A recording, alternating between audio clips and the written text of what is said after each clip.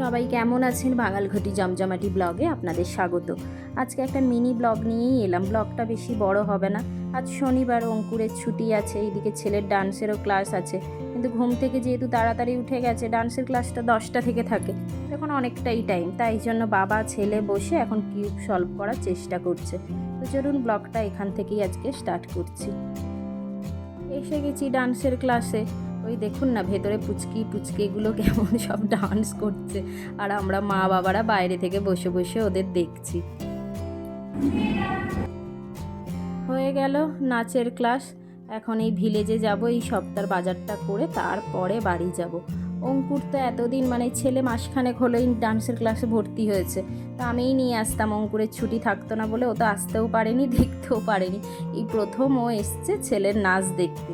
তো বলে এত ভাল লাগছে দেখতে, সত্যি বাচ্চাগুলো এত কথা শোনে। আন্টিটা যিনি শেখান আর কি, তো খুব ভালো। আর আন্টিটাও সেইভাবে এক একজন হয় না যে বাচ্চাদের সাথে খুব বেশি মিশে যেতে পারে, বোঝে যে বাচ্চারা কী করলে ভালো থাকবে।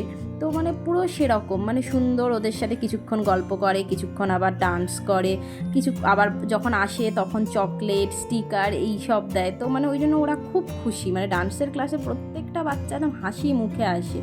এই যে আমাদের বাজার টাজার হয়ে গেছে, বাড়িও ঢুকে গেলাম। এইবারে রান্না হবে।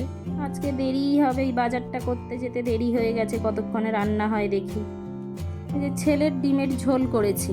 আমাদের না আর সেরকম কিছু রান্না করিনি, বললাম না অনেক লেট হয়ে গেছে। এই যে আমাদের ডিম সেদ্ধ করা আছে, আমি রাতে আমাদের ডিমটা বানাবো। আসলে কালকে না আমাদের এই চিকেন করেছিলাম, সেটা একটু আছে, আর এই চিকেনের সাথে একটু মাটন লিভার ফ্যাট এইগুলোও নিয়ে এসেছিলাম, সেটাও একটু আছে। ওই জন্য এই বেলায় আর আমাদের ডিমটা করছি না, এইগুলো দিয়ে আমাদের হয়ে যাবে। আর এইদিকে আলু ওলকপি ভাজা একটু করে নিয়েছি। একটা ডেজার্ট বানানোর চেষ্টা করছি, এইটা খুব দেখছি এখন ফেসবুক ইউটিউবে বেশ ভাইরাল হয়েছে, তো সেটা দেখি একটু চেষ্টা করে। এই একটু দুধ নিয়ে নিলাম, অল্প করেই বানাচ্ছি, জানি না কারণ ওরা তো দেখায় সব কিছু এত ভালো করে, কিন্তু বাড়িতে বানালে কিছু কিছু জিনিস এতটাই বাজে হয় যে মুখেও তোলা যায় না, ওই জন্য একটুই বানাচ্ছি। এই দুধের মধ্যে একটু কর্নফ্লাওয়ার দিয়ে দিতে হবে, তবে আমি একটা জিনিস একটু ভুল করে ফেলেছি, যে কর্নফ্লাওয়ারটা দুধটা একটু গরম হয়ে গেছিলো তারপরে দিয়েছিলাম বলে একটু ডেলা ডেলা হয়ে গেছে। আর একটু চিনিটাও দিতে হবে টেস্ট অনুযায়ী। তো অ্যাকচুয়ালি কর্নফ্লাওয়ারটা আলাদা, আমি আবার আলাদা করে ঠান্ডা দুধে গুলে তারপরে দিয়েছি। দেখেছেন দুধটা পুরো এইরকম একদম মোটা মোটা হয়ে গেছে, থিকনেস একটা এসে গেছে। তো এইরকম যখন হয়ে যাবে তখন আপনাকে এটা নামিয়ে নিতে হবে।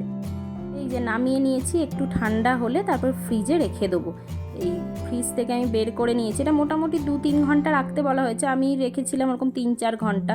তবে আমি ফ্রিজে ঢোকানোর আগে না একটু ড্রাই ফ্রুটস দিয়ে দিয়েছিলাম, এটা যদিও অপশনাল। আর এই যে পাউডার যেটা দিচ্ছে ওটা মিল্ক পাউডার, এটা অনেকটা দিতে হবে।